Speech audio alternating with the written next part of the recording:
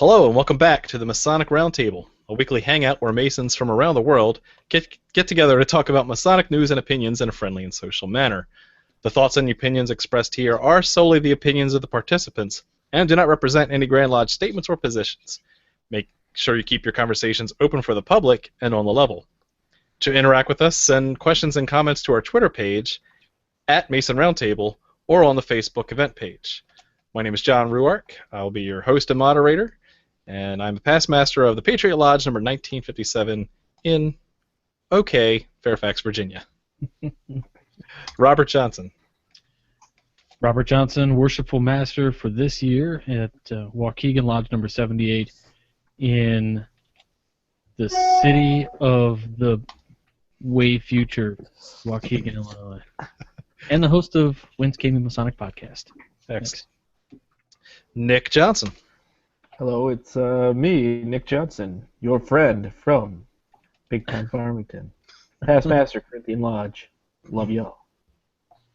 Alrighty. Thank you, Nick. Juan. Hello, everybody. Juan Sepulveda, a member of Orange Blossom Lodge number 80 in Kissimmee, Florida. Sunny Kissimmee, Florida. And the host of the Winding Stairs Freemasonry podcast. Thank you, Juan. And last but not least, Jason Richards. Hey everybody, my name is Jason Richards. I am still the Junior Warden of Acacia Lodge number 16 and good old fantastic, fun, not at all fictional Clifton, Virginia. Believe me, I've been there. Alrighty, moving right into Masonic news. Our first item is one we've mentioned a few times before, which is the Masonic Restoration Foundation's 6th Annual Symposium.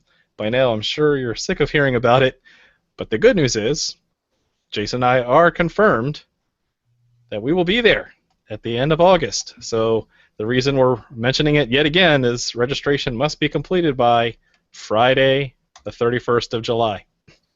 So if you want to see Jason and me, and here's some We other... don't blame you if you don't. or just, see some other Masonic, smart guys. But we'll be there, so that's the important thing. Yes, so if you guys are fans of the show and you see us there, come up and say hi. We would love to hang out and chat. Please do. And, I'm awesome to hang out with, and John tries hard. I'll be your friend. No, I'm actually looking forward to it. I mean, the speakers are great. The agenda is already posted online, so you can see what some of the topics are. Really something to look forward to. Good meals, good times. I don't know. I'm looking forward to it. And it's in the East Coast, unlike some of the other MRF symposiums. So there's that. Alrighty. Next up is on Freemasons for Dummies blog. Another good source of information. Georgia is finally going to try and get some Masonic license plates. What have you read about this? Last time I checked, they were about halfway through the minimum of commitment before they can make it pass. So it's interesting because you see the process. They have to gauge whether there's enough interest for it before the Department of Motor Vehicles puts it out there. So enough people have to show interest before they publish it. And we saw a similar thing here in Florida a couple of years ago, and we had enough. And it has been a very good fundraiser for the state, and it's charitable purposes. That's good. I haven't heard any of the latest update on that. But the rest of your guys' states already have Freemason license plates. Is that correct? Nope. No. Nick, start a campaign. Well, it's very possible that it could happen, but Minnesota's kind of stingy on cool, sexy license plates. With the... Wah, wah. I mean, they're so try, cool, though. but everything else, I thought that license plates would have been just a thing of the past. Just Yeah. so cool. Everybody's got to drive, unless they live by transit. Well, that's the thing is Minnesota's like really hip, so hipsters drive like Vespas and stuff. I don't know if there's a market for Vespa Masonic license plates. Well, they could put the Masonic license plate on the bus that they're all in. So. Now, do you guys have requirements to get a Masonic license plate in your jurisdiction? Yep. I think ours you have to show a dues card from either the Prince Hall or the mainstream affiliate. But how would the person at the DMV know? They don't know how to read my handwritten application. I don't know if they know the difference between my Grand Lodge dues card or some clandestine dues card. Well, so go ahead, Juan. No, I was just gonna say if it looks like it's a cutout of Captain Crunch with a signature, maybe it's not valid. I got mine in a Cracker Jack box. Yeah. Actually, the DMV has a copy of the list of lodges Masonic, and they bring that out and they're like, oh, Acacia, yeah, you're good. Okay. I know Tylers who have a hard time reading that thing. I'm pretty sure that you can't. But Illinois, you actually have to fill out a whole form, and then it goes down to the Grand Lodge, and then there's one girl down there who literally walks across the street to the DMV and does it for you. So it goes to the Grand Lodge first. They check your membership before they put it in, and then so you have to pay for it through the Grand Lodge. Well, that solves that. Yep, that's pretty neat. Awesome. Well, good luck, guys. Hope you get your license plate. It's a Thank good way you. to show it off if you don't feel like putting decals all over your car. Or you just do both. Or just bling it up.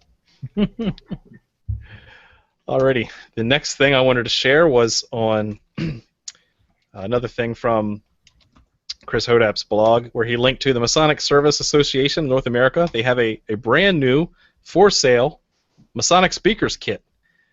This kit includes a couple of pamphlets that look to be black and white that include Dress Up Your Speech, Bible quotations, Masonic vocabulary, a pocket Masonic dictionary, pocket encyclopedia of Masonic symbols, language landmarks, and other fun little things. So it's supposed to be a kit that helps you, I guess, spruce up any of your educational programs, speeches. I don't know. What do you guys think of this? I feel like it's kind of like another Grand Lodge, which will not be named, making you pay like $10 for the rules and regulations of the Grand Lodge when you could just get the PDF for free. So Illinois does a thing where they have several different books. The Officer's Guide for Advancement. There is an Intender book, a series of books, which is four books, one for before you're a Mason, then one for each after each degree. Not to mention, books of standard work and all that good stuff. But every one of them costs money.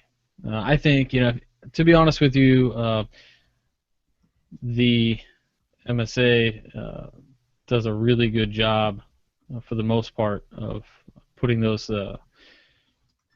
pamphlets out. And so, if they're going to throw out for $20 so you get some cool stuff, hey, I say go for it. I don't know. I'm of the ilk of with Jason that, again, a lot of this stuff could either be a blog post on Nick's blog, or it could be, something that could be easily handed out if you wanted to make a donation. It's actually a special kit discount. You're actually saving $12 by giving them $20. Again, I love what the MSA does, especially with their membership statistics. But just flat out ask for a donation instead of printing something off in black and white that I would rather have as an app on my phone that I could bring up at any time. Yeah, I see it kind of as a tax on the lazy. In this particular case. Like the lottery is a tax on people that are bad at math? Right. Yes. There you go, talking about We're politics trying again. to keep this above the bar. This isn't a tiled lodge. Yes. If only this show were about online Masonic etiquette. Remember your obligations, brothers. Sorry. Nib. Totally sorry. Slow to be. Alrighty. Babe. This is We going lost the down. viewers. And there goes all the viewers. All right, next topic. As you've heard on The Winding Stairs, I believe, as well as Whence Came You, we also have a reference to Joseph James' new project, which is The Freemason 2. Dun dun dun. Back with a Vengeance. Oh no, what's it called? Retaliation. Okay. Revenge of the Sith. Are you ready for the second degree? This time it gets real. But this You is walk exciting. Steps. 500% more goats. Since you've been plugging this, RJ, why don't you give us a little bit more detail on the background of this? Sure. So Joe's been working for like a whole year working with his screenwriter. The first movie was a real learning experience for him as far as how far he could go and see what brothers liked and what they didn't like. And the first movie was really, and this isn't Joe, this is just me speculating, that the first movie kind of seemed like it was going out there for everybody, and it was such a huge success within the fraternity, and it did a lot of good. Like he was going to lodge after lodge after lodge, just doing these screenings, and they were making money, and they were raising money and stuff like that. So the success of that led to, during the filming, they started talking about a sequel and possibly a third. So it is going to be a trilogy.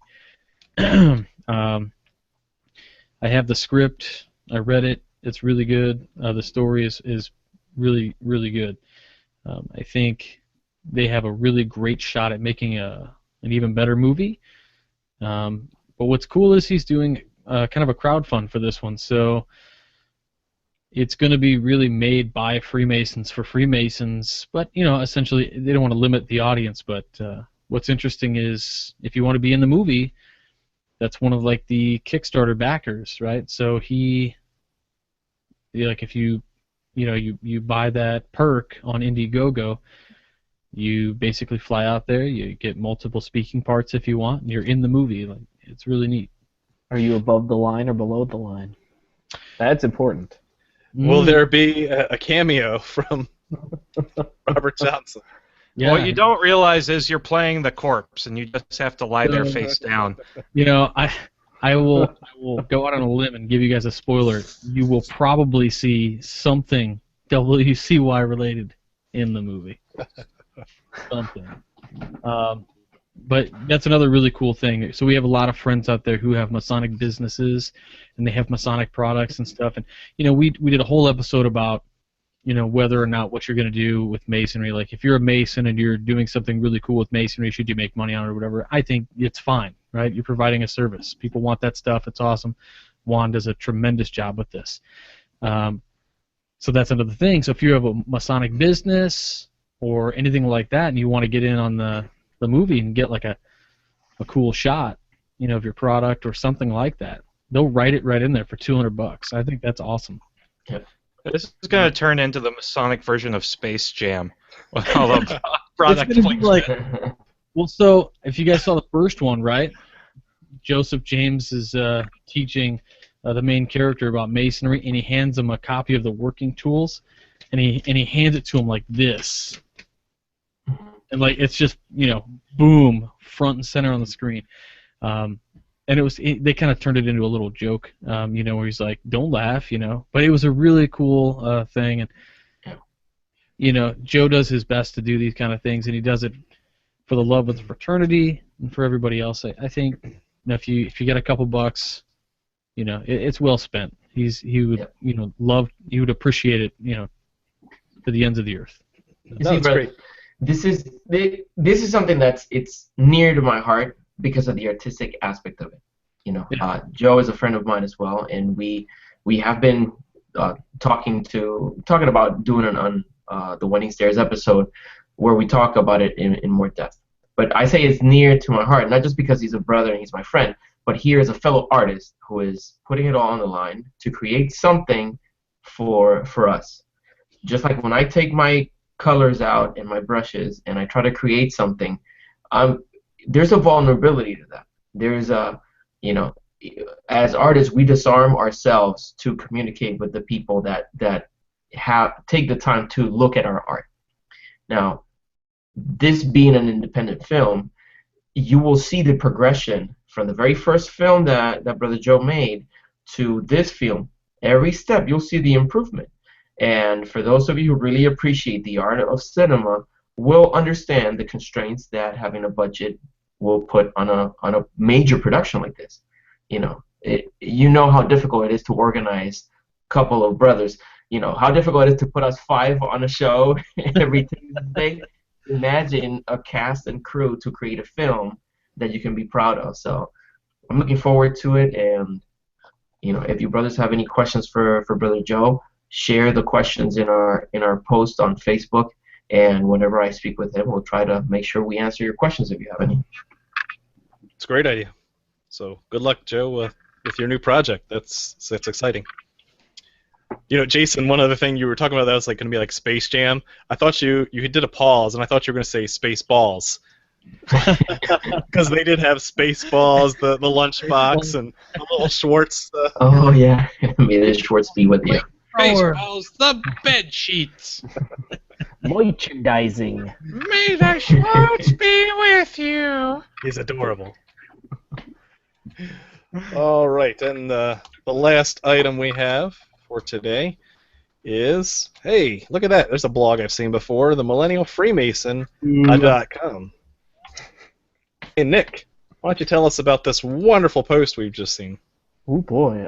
Well, I got an interesting email from Sean Iyer, who's the executive archivist, or I'm not exactly sure what his title is, over at the George Washington Masonic Memorial over in Alexandria. You guys might know about it, you Virginia boys. Anyway, heard of it. Yeah, it's some kind of thing out there that's like a tower or something. But anyway, the George Washington Masonic Memorial has a newsletter list that you can sign up for, and if you do, they will send you free of charge the George Washington's Rules of Civility.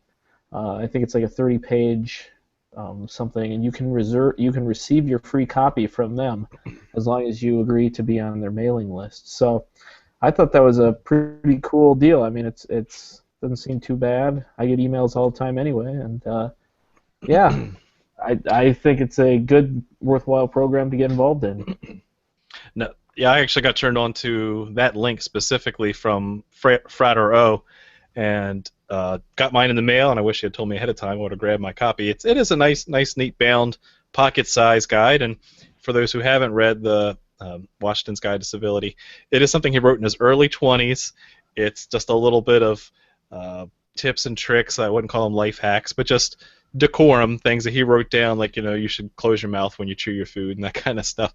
But when you look at it as a whole, this guy was pretty smart for his early 20s on proper decorum and proper ways to handle yourself as a gentleman. So it's definitely something worthwhile. And actually on Reddit, I posted it, of course, on Reddit, the actual link, and somebody actually posted the President Bartlett speech that he had on West Wing, where he says, he quotes the rules of civility, and he says, "When you sit down, keep your feet firm and even, without putting one on the other or crossing them. Put not off your clothes in the presence of others, nor go out of your chamber half-dressed." What a tight-assed little priss he must have been. It was just very against public nudity. That's all. Yeah. Oh, that killed me. Sorry, Past Master. Well, go ahead and get your copy, and of course it helps increase the mailing list of the George Washington Masonic Memorial, which we talked about during last week's show, which is a great place to check out. Which, if you are an American Mason, you are paying for. Awesome. Thank you very much, Nick, for sharing that, and it's back to you again for MMQ OT. OT. Oh boy. Well, thank you very much, John. Well, we had a very good set of answers. I kind of went a different route than the usual way with the Declaration of Independence, the 9 signers. So the answer for last week's question was the American Academy of Arts and Sciences, also known as the American Academy. Roscoe Pound, and this was the bonus question, Roscoe Pound, the famed Harvard jurist, was the president of the American Academy from 1935 to 1937. The winners, and first I'm going to say Josh Bartz from last week. Sorry I forgot you, but you did, and you got it again today. So you get double points. And I'm going to pour this on my... No, I'm not going to pour this on my head. It's grain belt. But good job.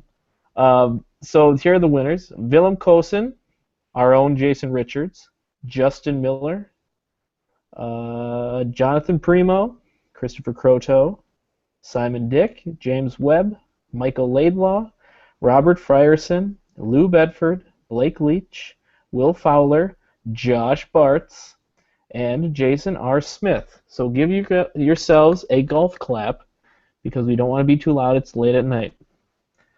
So the question for July 13th, 2015 fits very well into episode 42. And this week's question is, once a member of the youth order of Job's daughters reaches 20 years old, she becomes a majority member. This means that the majority member may remain active in the Bethel, but cannot vote on the business or hold office. A hard-working majority member, after reaching 25, may be awarded this degree of honor to recognize her for outstanding service to Job's daughters. What is this honor? When you have the answer, send it to masonicmonday@gmail.com. Don't forget to include your name, your lodge number, and the hashtag majority. John, back to you. Thank you very much for everything you do, Nick. I don't know where you come up with this stuff, but keep it up. I don't either. Good stuff. Now, pending that, let's get right into the meat and potatoes of this week's topic. Just as a reminder, back in episode 23, all the way back then, we did an episode on lodge etiquette. How do you handle yourself in lodge? What kind of goes on? How should you approach the East, and how should you address the worshipful master? Those kind of things. And that's really an internal working of the lodge. Fast forward to episode 41, where we covered social media. Best practices for lodges to create Facebook pages, get their website cleaned up, and we addressed a little bit of decorum on social media. Now we're taking that a step further. And nobody took that to heart because of episode 42. Yes, and since that time, boy, you guys have been busy. Which is why we thought it was a good time to combine the two and really talk about etiquette, social media, how should one conduct themselves as a Mason on social media at all times, whether or not it's a Masonic forum or not. There's been a lot going on that's very controversial, very political in the news in this time frame. So if you're listening to the podcast way in the future, this is summer of 2015, and we've had a lot of big milestone events go on. And I'll let Wikipedia tell you what those are. The aliens landed. Yes. The aliens. And I, for one, welcome our alien overlords. But let's really talk about how one should conduct themselves on social media, especially if you are an outed Freemason, right?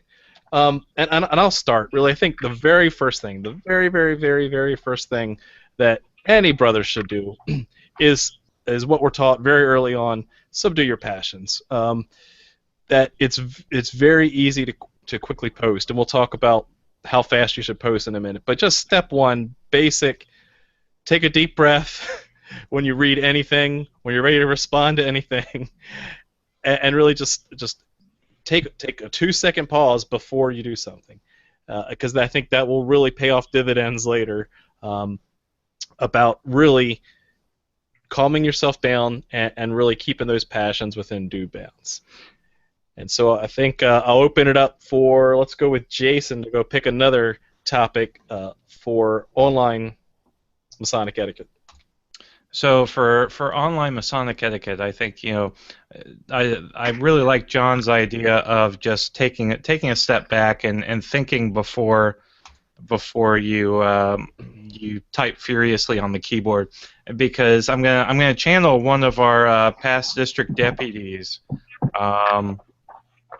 who basically says you gotta worry about what you put on the email.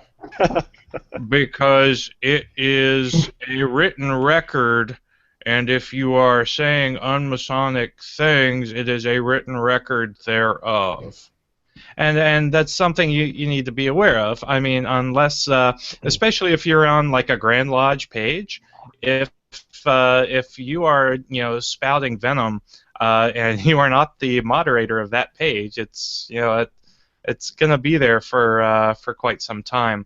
So just remember, it is so easy to just type a quip or a fiery retort to someone and just fire and forget. But that's a written record, and it is visible to a lot more people than you will ever know. So just think about that before you start, vomiting on the keyboard. That's good advice. Thank you, Jason. Robert, what do you think? Well, there's a couple things you guys hit on that I think absolutely. To your point, John, just like when it's time to buy something new, a new car, a house, A new wife. or, in my case, a new bed. Those things are a lot of money. Anyway, sleep on it, right? Take a night and walk away from it and come back. If you still feel the same in the morning, maybe you can say it in a calm, cool, and collected way. Now, remember that one wrong punctuation in your retort, and you're wrong. That's it. Yes. That's today's media too. So, You're an idiot. they won't care about whether or not you were right. They will care whether you forgot an apostrophe or a comma. Yes. Because it immediately invalidates your entire argument. And that's just the way it goes. That is internet. That is interwebs. So my big gripe, okay, we had something happen just a while back, right? So Reddit is known as the land of the anonymous. The back door of the internet. It's not, right? I mean, especially on our Freemasonry. Somebody said some things, and I saw them. Okay, so as Master Masons, I think we took something. We said a little something. We promised not to maybe talk behind people's backs and to talk to me. Come to me if you have a problem. So no hard feelings. I know who that person is. It's totally fine. I don't really care. But in the future, let that be a lesson to everybody. It's just that if you have a problem, don't go on social media and just start typing away about how you think somebody's a horrible person or whatever it is, because it's gonna eventually, if it comes back to you, you're just gonna feel, whether you'll admit you feel weird or not, it's gonna be weird. Don't put yourself in that situation. Be Masonic. Be brothers. Be Masons. I would never, ever get on social media and hide in Reddit and say, boy, that John Ruark, boy, that guy, all he cares about is skulls. You see him all the time? Everybody knows skulls aren't Masonic. Come on. My Grand Lodge said so. His Grand Lodge said so. So that's my big gripe, I guess, about social media is, and I know Juan is huge on this, be brotherly. And I'll leave it at that because I know Juan's got a lot to say about that. Oh, yes, I do. Be brotherly and be brave. I recently put a post on the Gentleman's Brotherhood, which is a side, it's another business that I have, and I wrote a post about that. you can be courageous and still remain courteous. Uh, Robert mentioned hiding behind Reddit or hiding behind Facebook. Some of the brothers out there need to recognize that the keyboard is not something for you to hide behind. If you know that part of your commitment is to have brotherly love and affection towards your brothers, and you have a direct line of communication with them, use it. Don't go in a public forum and attempt to either humiliate or embarrass or bully or be obnoxious to another fellow brother.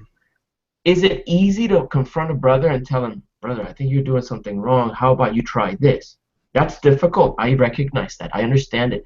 But if you are a man and if you are a brother, I expect you to have the courage to approach me directly and tell me, brother, I respect you, but I think you're wrong in this. You don't have to be nasty about it. In order for you to tell somebody else that they're wrong, you don't have to, in addition to the correction, bring humiliation or bring condescension. It's not necessary. Am I free of sin enough to cast the stone? No, I'll be the first to admit. And if you listen to the Winding Stairs, I've mentioned it many times. I'm not perfect, and I'm in the same journey as you, trying to subdue my passions and trying to divest myself of the superfluities of life. So No. hold me to the same standards. So what I'm hearing, Juan, is, we did a whole show on rhetoric, right? And that should include a healthy debate. That should include facing your opponent, getting out your points, doing it in a friendly way. Same rules apply online as it does offline. Exactly. And there are topics that we're not going to see eye to eye. Brother John and Jason had the courage to talk about a topic that was very difficult to talk about. That's courageous. And we admire the way in which you handled it. That was fine. But it's never good talking about my childhood. I was going to say something else. I was a Jean-Luc fan, and he was a Kirk fan, but Kirk for life. Kirk got all the girls, man. It is but love. I don't know. All right. Be nice out there. Come on. Be nice. Come on. Period. Play nice. Nick, what have you got? Sure. We're an international fraternity. And so here's the deal. And we post this on our, if you go to our Freemasonry and look at the sticky that's on the top, it says, remember, you are answering and talking based on what you understand you are allowed to talk about as a Freemason. That means that when you are talking on any kind, if you're communicating at all on these forums, you will run into brothers, and maybe non-brothers, and maybe brothers from something else that don't have your oaths. So when you yell, remember my oaths, the only thing I'm thinking is your horse is hungry because I don't understand what you're talking about. Because your obligation and my obligation are very different. My obligation is different from Wisconsin's, which is different than Iowa's, which is different from the Dakotas, and also very different from Manitoba's. So when you tell me to remember my oath, I don't know what you're talking about. And not only that, but there's customs. Yeah, exactly. That's the way they do it in Minnesota. Remember that crap. I just took it and threw it in the trash. But anyway, no, it's kind of funny because we deal with guys that are from England and from France and from Canada and Mexico and South America, and everybody does Masonry very differently. And a lot of guys figure it out, right? But the problem is Freemasonry is, and this is a term that I came up with, provincial. Most of us never leave our districts. Many of us don't leave our own lodges. Very few people ever travel out of their own state. So everybody when they see what Masonry is, they have this very narrow vision of what it is. And so when you're communicating with somebody else online, you have to be open to the fact that your way isn't the only way. It's just a way. So just go with the flow. Just understand that you are not the superior, perfect way in which Masonry is performed or practiced. So there you go. Think globally. Get out of your little hole. Get off under the rock. Come on. That's not how my committee of work said. They said their ritual is perfect. Everyone else is doing it wrong. But you don't belong to Pennsylvania. Yeah, right? Okay, so I guess it's back to me now. And I want to build on what you said, Nick, which is, remember that there are differences out there, right? A huge thing that I've been saving up this great punchline for, so if it bombs horribly, I apologize in advance, where that there are differences Masonically, but just like where the old line is where on the internet everybody's a 12-year-old girl, right? On the internet everybody's a clandestine Mason. So that you really have to be careful what you put out there. So there is remember your obligations in the sense of don't put anything secret out there. This should be an obvious, but hey, here we are talking about it. Because you don't, and it's a permanent record, as Jason said, and it's out there, and that there's people that are going to be listening and fishing for a little sip here, a little sip there, and try to put it together, right? Protecting information is pretty important. I got a background in security and information assurance, so it's critical that you really, once it leaks out, it's out, and just watch out for the clandies. And OPM ain't getting that back. Never, ever.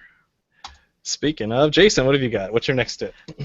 So, next tip, inevitably, in any heated debate, especially on the interwebs, someone will get up on their soapbox and they will say, we shouldn't even be discussing this. It is just divisive. This is not something that we should put out in the public view, and we should just never revisit this again. Which I think is really dumb. It's a cop-out. I think Masonry, of all places, is not the place to sweep stuff under the rug. And so if you are having a debate on policies or practices or whatever that could bring harm to the fraternity either internally or externally, I think you need to get a forum of like-minded individuals with very different perspectives to figure out the way forward. And so social media, I think, is a great way to do that. Now, do you want to go and start spilling the innermost details of your tiled lodge meetings? No, you will get in a lot of trouble for that. But if you have general trends that you're seeing or other issues that you want to bring up, I think social media is a great place where you can get a bunch of different perspectives, albeit, provided everybody, adheres to some sort of social media etiquette. If only someone would have an episode on this. It's social media is the tavern of the 1700s. Mm-hmm. It's where people get together to express themselves, express ideas, and to learn, mostly. The past master is an exception, but outside of that, we're here to figure out how to make the fraternity better, and social media is a great place where just about everything and anything should be discussed that can be.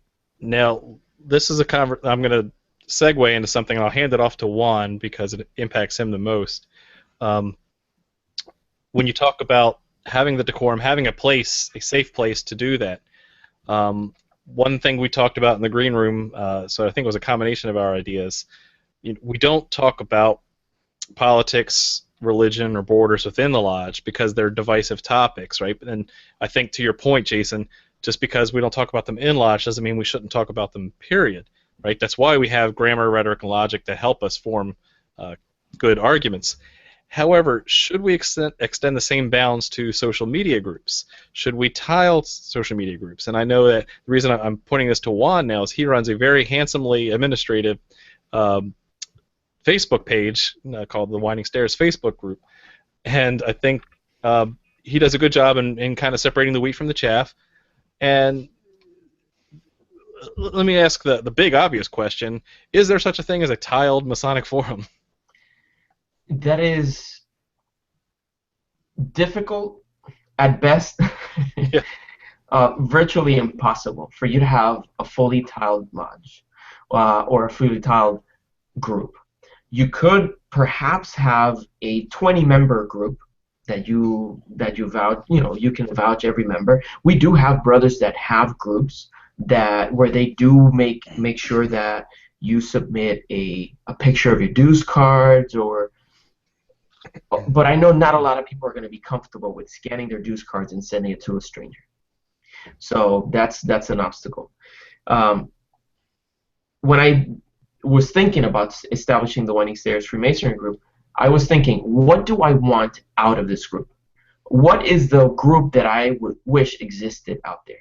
And I wanted a group where important topics were discussed, both by members of the fraternity as well as people from the public who have an interest and a respect for the fraternity. So I wanted to establish those norms from the very beginning. It has proven to be something that was desired, at least based on the rate of growth in the group. And yes, there have been difficulties as the group grows. You will have a bigger number of fires to put out, but I've tried to be diligent at putting within the group some administrators that have been very good at keeping out people that are hostile, people that are detrimental to the conversation.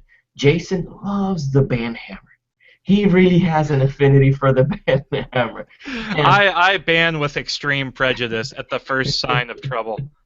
That said, I was the one who had to ban the guy who posted naked pictures of himself to the group page. See, why would you? I have no idea what would make someone want to do that, but there you are. There are people out there. We need admins. Yeah. Nobody's in chat roulette anymore. That's his problem, He's like, that's probably he was looking for an outlet. If you're looking for old fat men, then yes. Check out MasonRoulette.com. Yes. Oh my God, that would be horrible. Oh, that's just. So, just to wrap up about that comment, I wanted to have a place where is a fertile ground for us to have good conversations. And one thing that we've had to deal with is this whole Masonic etiquette within the groups. We need brothers to be amicable with one another. If they employ rhetorical instruments, that it is for the right reasons and not to try to push an agenda or humiliate another brother. And that's what we're there for, to remind brothers of their obligation, remind them to be show affection, brotherly love, and respect, and empathy for the people that are not members of the fraternity or that are new to the fraternity. If you're listening to the podcast, imagine this. Imagine you're brand new to the fraternity and you're searching for a group to ask a question, and then you ask the infamous question, I'm buying a Masonic ring. Should I wear it with the points in or with the points out? No! Just let it die. No one cares. You're right. If that's the reaction, you're brand new. To you, the whole argument is brand new. And imagine the first response, oh, not this again. What rock did you come out from? That's not welcoming. That doesn't show brotherly love. Mm-hmm. So, be conscious that whomever you're answering a question for might be someone brand new to the fraternity or forming their idea of what the fraternity is about. And it's points out, by the way, for the record. Yes. So, Juan, you should also mention that anybody who asks that question, don't you have like a hot link that you're just going to post so they can read the entire thread? As a matter of fact, yes, we do have definite, empirical, conclusive data of what the majority of the brothers that share the page with you, what their choice is, whether it's right or wrong. Really quick question for you. So if I have people who are interested in Masonry that don't or are not members of anything, is it a good idea to invite them to be members of the Winding Stairs? Great question. I personally think yes. I agree. And it's not because I want to sell more wares. It's not because I want bigger numbers in the group. I just wish there was a group like that one when I was joining Masonry. and that I had access to people who could guide me appropriately to the right channels, as opposed to sending me to someone who wanted to charge me $1,000 to join a clandestine lodge. I'm adding a dude tonight then. I know a perfect person to add.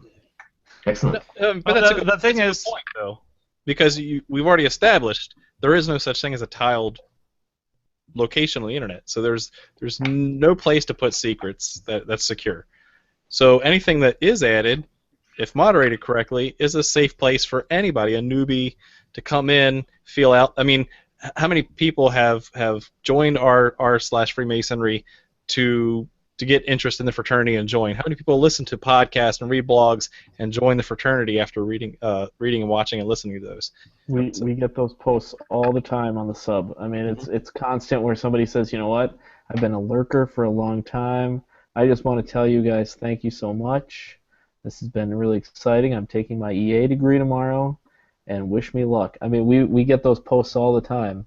Sadly, some of our regulars, some, not very many, they just do that same Robert Downey Jr. Meme where he's like, that one. And they get annoyed, and I'm sitting there going, "Are you kidding, guys? Think about it. You were that guy once. Exactly. This is amazing. Be excited." Yeah. here's a question for the room. So there's no such thing as a tiled place on the internet. Then how have we gone to Lodge Online? And what's the difference between going to Lodge Online and being a part of a Facebook group? You know what, Jason? I am going to save that for its own episode. I really am, because that is a 20-minute soapbox that I have queued up and ready to go. Okay, it's something to think about. That is a great question.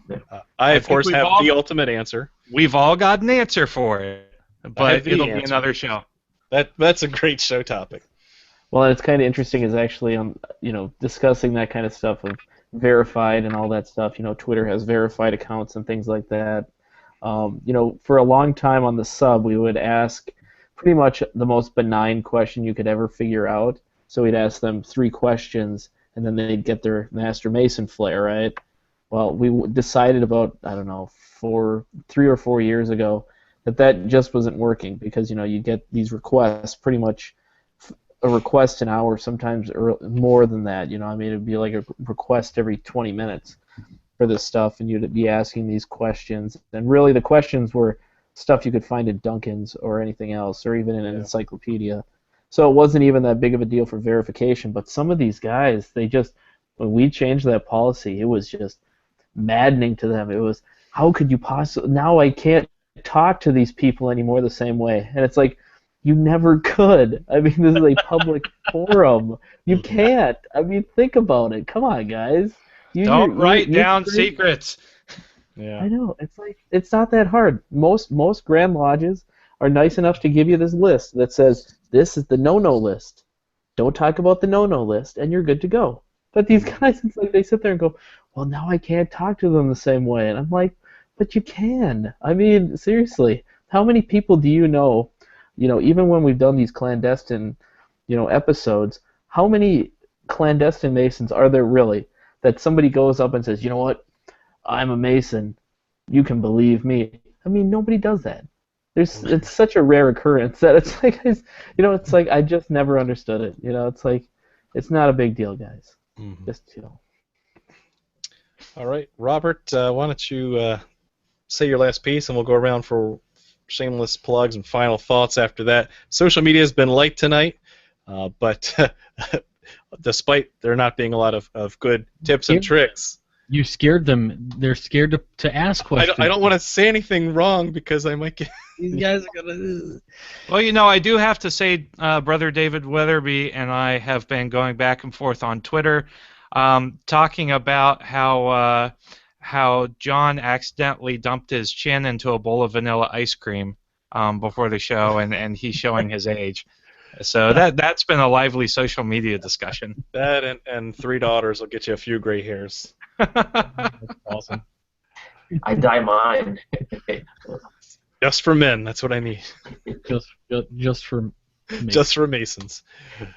On that note, Robert, why don't you start bringing us home? Sure. So, just, I would say the episode we did before about social media, code of conduct, kind of thing, and the advice that we've all talked about this evening is it. I don't really have, a soapbox to stand on. You know what's right and what's wrong to do. Don't do the wrong stuff. It's not hard. If you have a voice in your head saying you just have to tell somebody to, use your imagination, don't do it. It's unbrotherly. It's not the right thing to do. You wouldn't do it in a lodge. Why would you do it online? You wouldn't say something bad about Juan in the other room while you're in the dining room or the kitchen talking about somebody. I don't understand why you would do it online. So with that, mind your P's and Q's. John can tell you all about what that means. It's a beer thing. And so if you guys like Masonic Podcast, check out Whence Came You Sunday nights, 9:30. And thanks for watching this show in particular. Thanks. Thank you, Robert. Nick. Whoa, you caught me off guard there. All right. Well, I'm a mod on a few things, just a couple of things. I don't know. And I can tell you, really, I'm gonna do something else. But remember your oaths. No, just kidding. But seriously, just if you're gonna think of the internet as if you were working in real life. This is all IRL, so just act like you would in public. You are the face of the fraternity. If you have a little, square and compass on your car, don't cut people off. Same goes with this stuff. If you're going to sound like a jerk online, don't, because you're representing the rest of us. And we don't want you to boot you because you are being a dope. So think before you speak. Also, let's just all be a little more civil, and that's okay. Mods, luckily, the groups and things I mod are very well run because we are really good as a fraternity of being good about this stuff. Sometimes they get out of hand, and we have to help them out and guide them back, and we do that. So, that's all I gotta say about that. Is just act like a brother. Not like that guy that you were when you were 17 years old and you first found a computer and were on Usenet and you like to say nasty things to people because it was hilarious. Ha ha ha. It's not. Anyway, now back onto a lighter note. I do have a blog, millennialfreemason.com, and I am writing regularly on it again. I just posted a article of some Truman speeches that I found. The Truman Library has a series of podcasts about my favorite president, Harry S. Truman. So check them out. They're really good. One of them was over at the dedication of the George Washington statue at the George Washington Masonic Memorial, and I thought it was really interesting.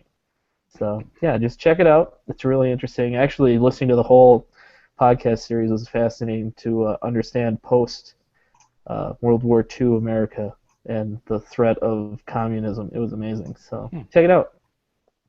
Thanks for sharing, Nick. Juan. All right. Well, don't be nice online just because we're asking you to. But be nice because, once, you're a Mason. Second, you're somebody's son. And you don't want your parents to be embarrassed about your behavior online. Do you kiss your mama with that mouth? Yeah, come on, man. Because your parents are on Facebook. You know it. Yeah, for some, yeah. My dad is on Facebook all the time. So I got to keep my behavior appropriately. Give a good example of what he did for me. And, be a gentleman. Yes, have disagreement. That's fine. Be courageous and have civil discussions with other people. That's the only way for us to grow. If we're only going to talk about safe stuff, we're going to stay on the safe zone and be the same kind of guy for the rest of our lives.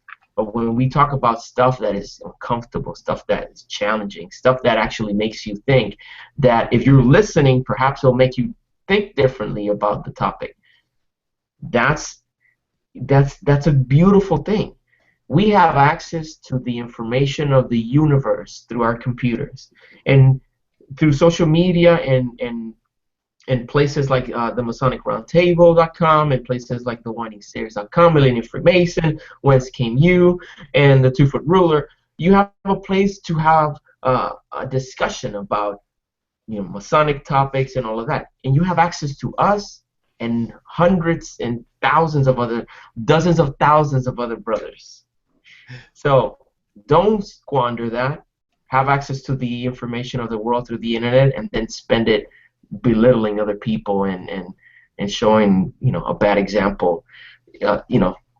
Just and like I said, hold us to the same standards. If you see that we're drifting and we're getting a little bit obnoxious while we're online, just let us know. Not publicly, drop us a line and let us and let us know. Be a gentleman. So on that note, I invite you to listen to the Winding Stairs Freemasonry podcast this month. I skipped last month because I was working on a big project called the Gentleman's Brotherhood. Go to gentlemansbrotherhood.com.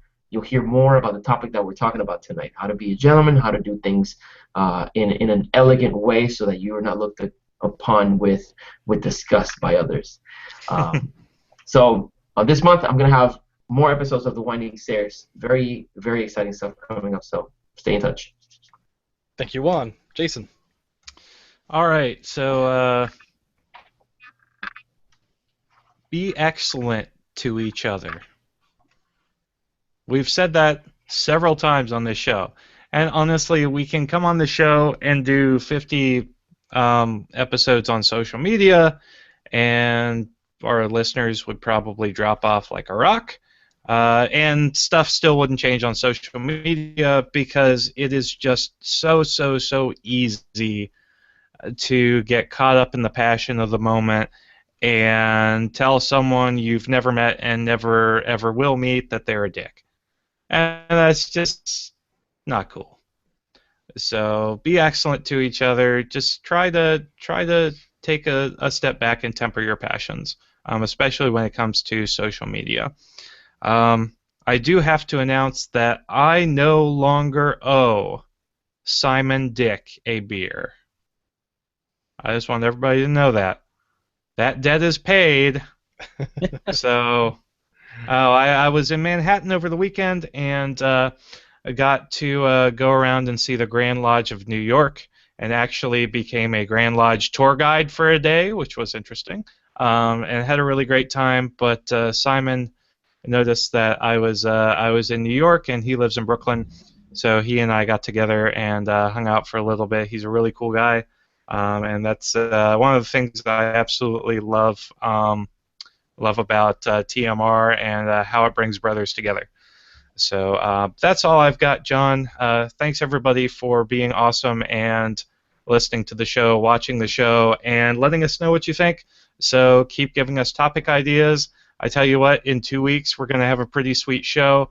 I'm going to be broadcasting from a secret location, and it's going to be awesome.